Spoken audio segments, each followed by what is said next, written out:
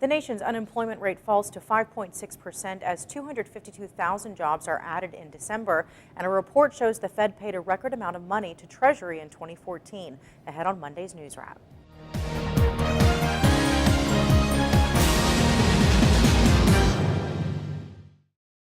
The U.S. unemployment rate slipped another 0.2 percentage points in December as employers introduced 252,000 new jobs. The Bureau of Labor Statistics said Friday that the national unemployment rate was down to 5.6% by year-end 2014, bringing that number down to its lowest level since June 2008. Economists had expected the jobless rate would fall slightly to 5.7% and that non-farm payrolls would increase by 245,000.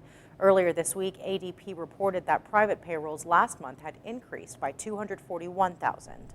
December's slightly better than expected report also brought upward revisions for both October and November payrolls.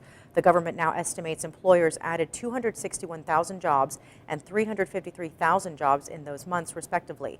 While the headline data looks strong, the numbers underneath it are less encouraging.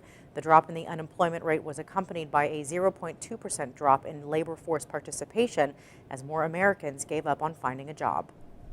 Preliminary unaudited results indicate that the Federal Home Loan Banks of the U.S. Federal Reserve Board paid a record amount of approximately $98.7 billion out of their 2014 estimated net income of $101.5 billion to the U.S. Department of Treasury, according to an announcement from the Fed on Friday.